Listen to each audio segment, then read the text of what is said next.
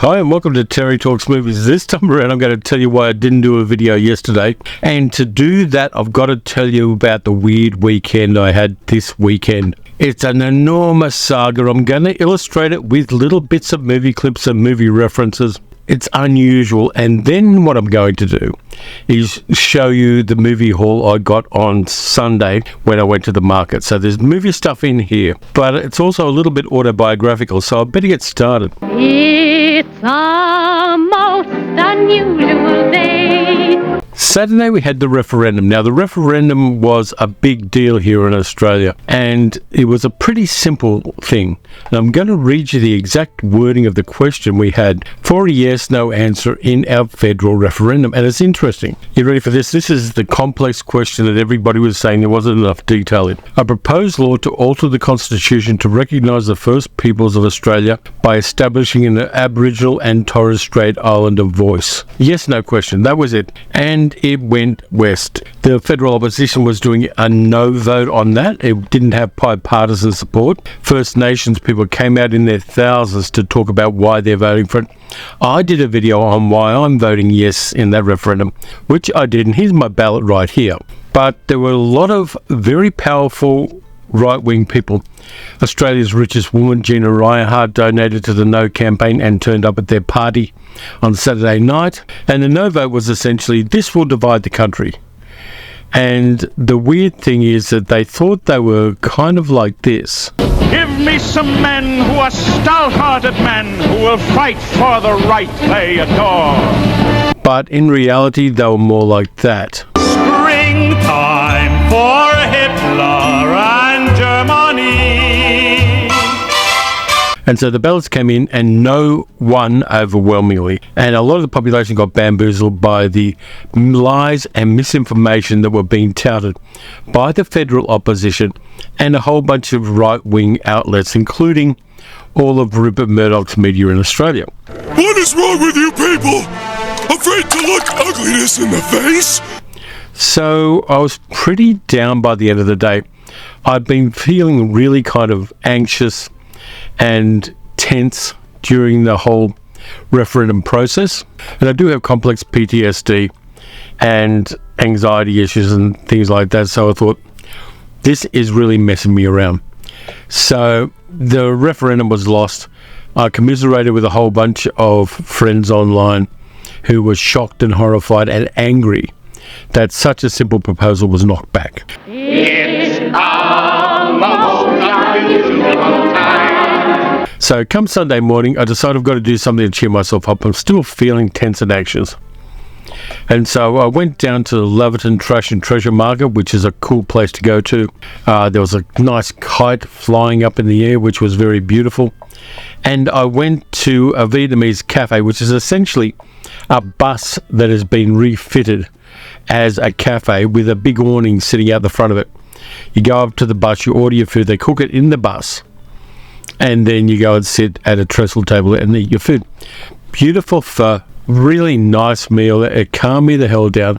Had a really good time just sitting there watching people walking by and eating first class traditional Vietnamese food. I then went into my favourite shop inside the buildings they have at the market and picked up some Blu-rays. I'm going to tell you what the Blu-rays are at the end of this story. And I picked up some cool things, had a chat with the people working there. They were really friendly and there was some new stuff in there, so I picked up some pretty good bargains. So the rest of the day I kind of mooched around. I was supposed to get a video out, but I really wasn't feeling like it because the referendum had messed my head around. And come evening, middle-aged geek girl and I decided we want to have a pizza for dinner, so we were about to order a pizza online when a phone call comes through. And the phone call's from my doctor. And he says, I've just got your ECG results back. Go to the emergency room immediately. Don't go to the local hospital. Go down to Sunshine Hospital because they have a better cardiac unit. I go, okay, hang up. We pack a bag. We get in the car. We start driving towards the hospital. Middle-aged geek girl's not great with directions, so I'm giving directions. Meanwhile, we call up her parents, my outlaws, and we tell them what's happening. And they say, well, keep us updated. We're really concerned. Call up my little sister, Linda, and she's really concerned, and my brother-in-law Gav and my nephew Billy. So they're all giving me the pep talk. So we drive down the freeway, Sal's driving, I'm navigating, and I give her directions to the wrong hospital. I give her the directions to the Footscray Hospital, and the Footscray Hospital is closer into the city. So I go, sorry, I got mixed up, I'm a little bit stressed out. And we finally got to Sunshine Hospital. She parks the car, I go into emergency, and 20 minutes later, I'm in a cubicle, and they're getting me wired up to a whole bunch of body monitors using about 35,000 of these little buggers hooked up to lines. They stick a cannula in my elbow, and it was really funny when the nurse did that, because she said, sharp prick, and I said, yes, I am. And so we get that in there, they do a bit of blood work, and the blood work comes back okay.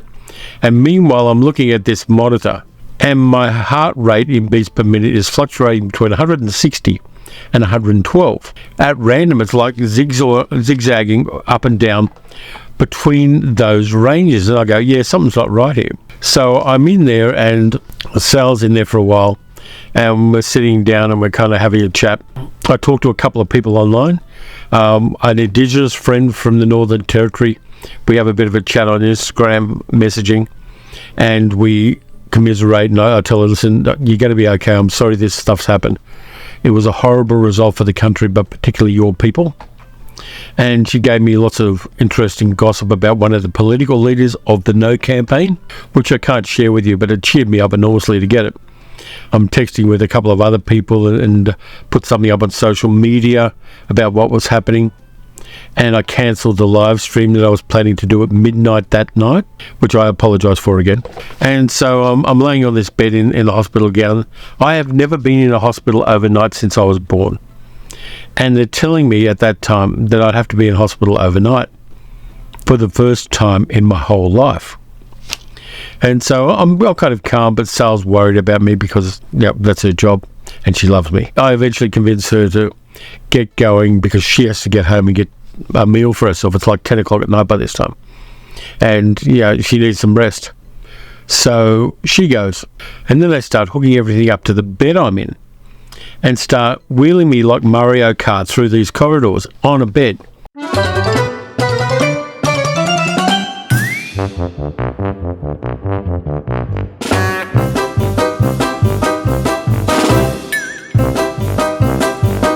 Now, I haven't had anybody push me like that since I was racing billy carts in Lanier when I was a kid. So I'm kind of groovy on this. I'm being pushed around, and it's a little bit like the start of the Naked Gun movies, where I'm zooming around. They're taking me for a chest x-ray just to make sure that there's nothing seriously wrong with my heart.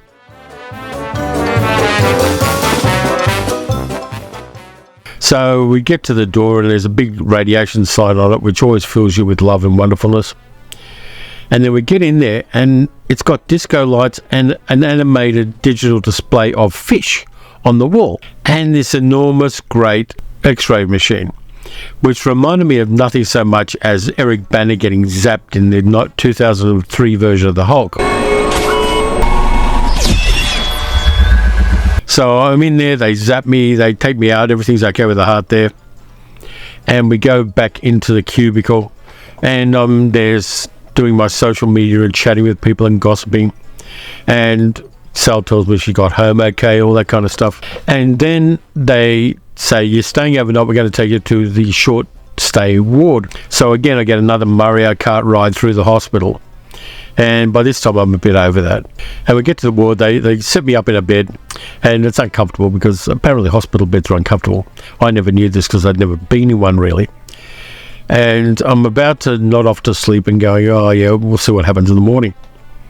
And then the nurse and the doctor come in, and the doctor starts talking to me and tells me I've got an atrial fibrillation, which means the upper two chambers of my heart were out of rhythm. They just weren't doing the bossa nova when they should have been.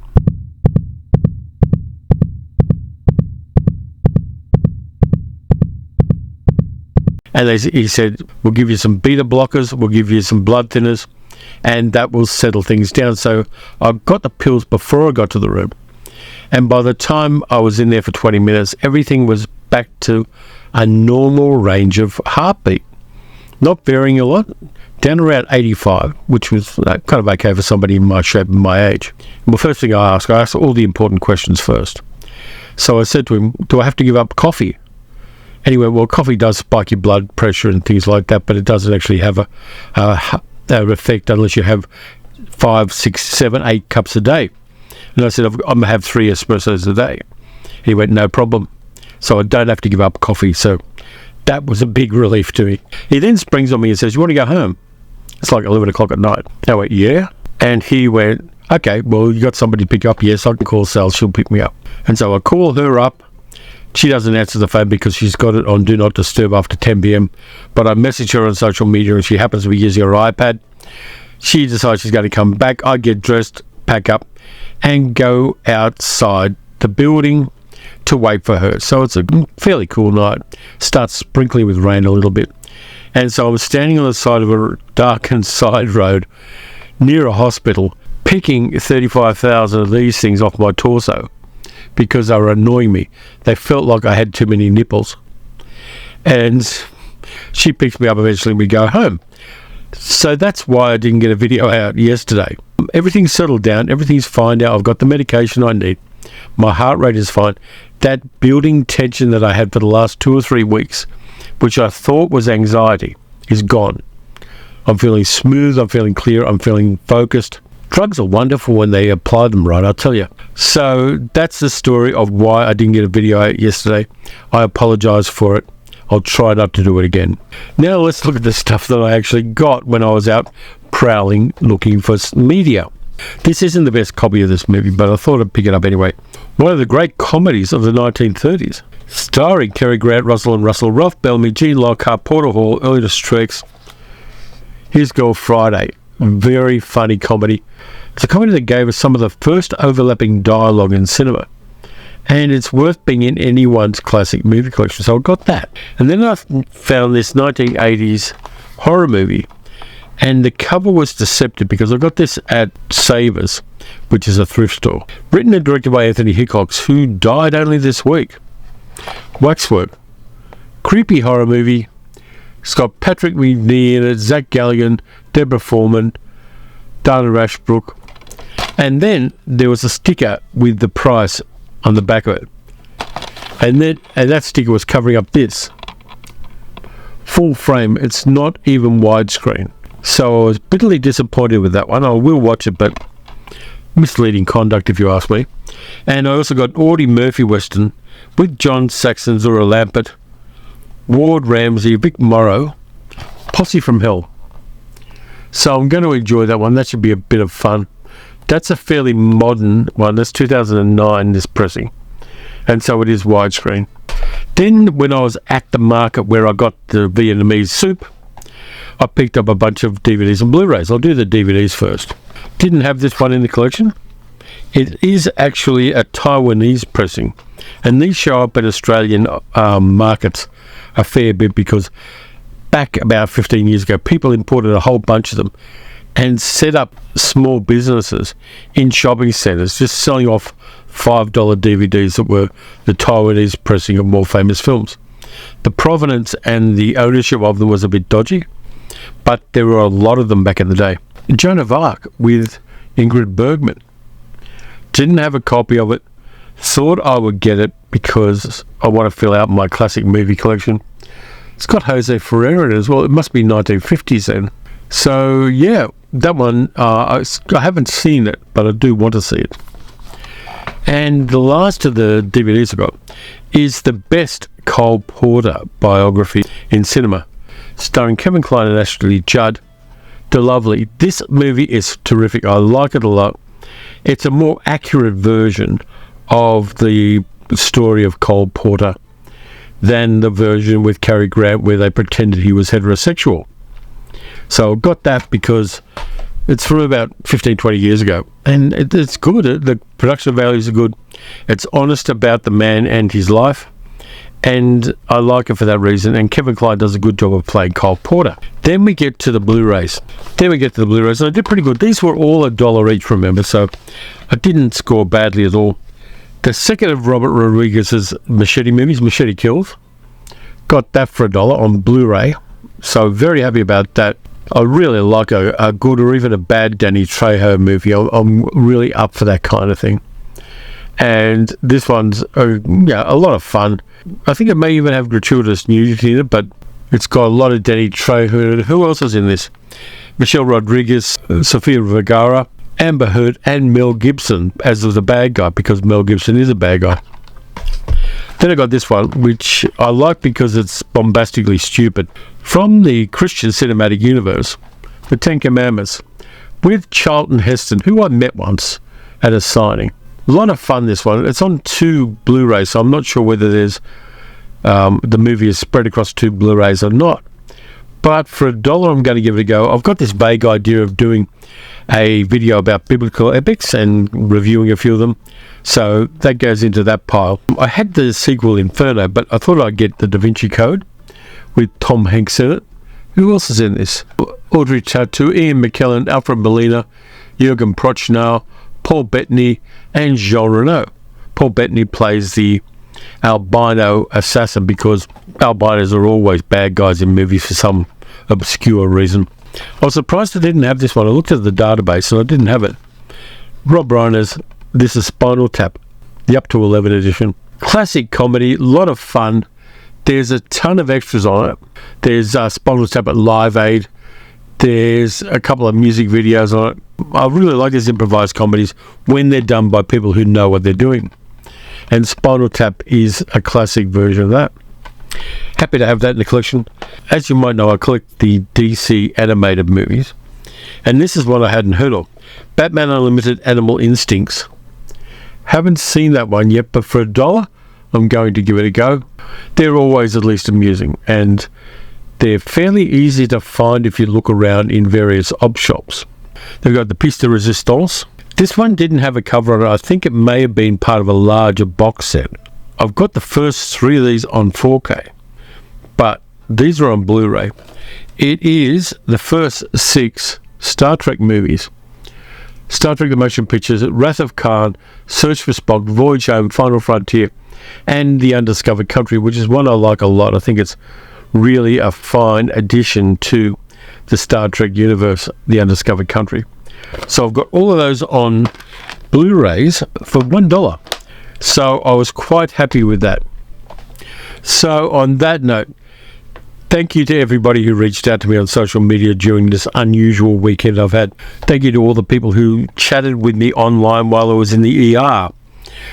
Sue Ann and Trev and Michaela and Nadine and a bunch of other people. Just made it a more pleasant experience for me than it would have been otherwise. Everything's fine with my health. Now that I've got that stabilised and I'm taking the right medication, I'm fine. I do have to arrange an appointment with a cardiologist, but that's going to be for ongoing maintenance. But right now, I'm feeling really good. I'm glad that tension I had, which I thought was anxiety, is no longer a part of my life. And thanks also to Middle Aged Geek Girl, who was the best possible partner in life I could ask for. Weird weekend. We went from the tragedy of the referendum to a visit to the hospital. I wasn't expecting it all. I'm taking it really well. I do have a psychologist appointment in a couple of days, and I'll probably spill my guts then.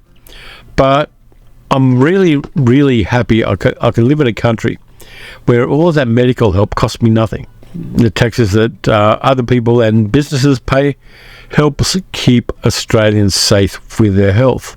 I realise not everybody has that privilege. And everybody at Sunshine Hospital was terrific. Hopefully I won't have to go back there again. They did say if anything goes wrong and I feel like shit, I'm going to have to go back there. But at the moment I'm doing well. Looking forward to the future. Looking forward to doing more videos that are nothing like this one. It's been an educational journey. I mean, finding out just how many people care about you is a treasure we haven't really had in previous decades of human history or previous centuries of human history. And I will never underestimate that and never take it for granted. So on that note of optimism about the human race and their virtues, thanks a lot for watching. If you enjoyed the video, please like, subscribe, leave a comment. You can also support the channel by donating either as a channel member, and there's a link in the description on how to do that, or by becoming a patron at patreon.com/terrytalksmovies. Got another video that I'm going to get out in a day or so, the usual one that's Tuesday, some people's country, Wednesday in mine. Not sure what I'm doing yet because this has kind of put me back in my plans on these videos. But I will find something, and I do hope it's entertaining. And until then, watch some good movies, watch some bad movies. Listen to how your body feels. It's going to help you out. And I'll catch you next time.